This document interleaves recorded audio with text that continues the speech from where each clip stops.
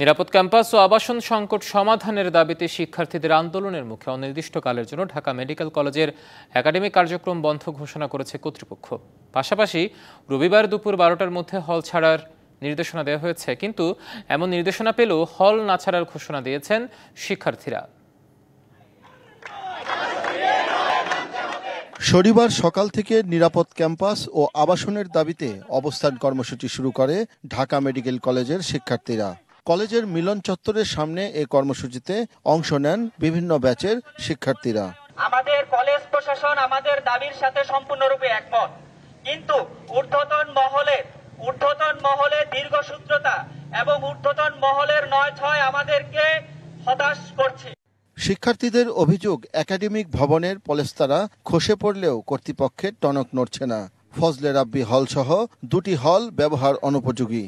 ছাত্রী হলের অবস্থাও প্রায় একই রকম। যে কোনো মুহূর্তে বড় দুর্ঘটনার শঙ্কা তাদের।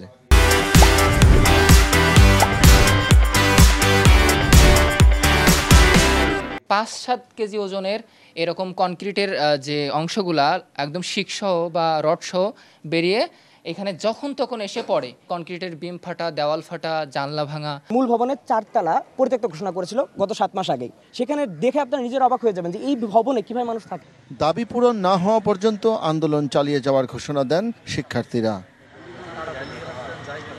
এমন দাবির পরিপ্রেক্ষিতে বিকেলে অনির্দিষ্টকালের জন্য ঢাকা মেডিকেল কলেজের কার্যক্রম বন্ধ ঘোষণা করা হয়।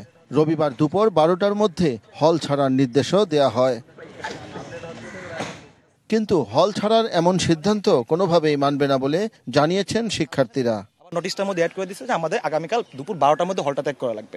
আচ্ছা, এটা যদি আমাদের আন্দোলন দমানোর জন্য বা আমাদের যে এই স্বতঃস্ফূর্ত এই যে আমরা দাবি পূরণের যে আন্দোলনটা করতেছি এটার জন্য যেটা বাধাদায়ক হয়, আমরা বলে দিচ্ছি আমরা ঢাকা মেডিকেলের সকল শিক্ষার্থী এই নোটিশটা আমরা প্রত্যাহার করলাম এবং আমরা আমাদের হলে থাকবো।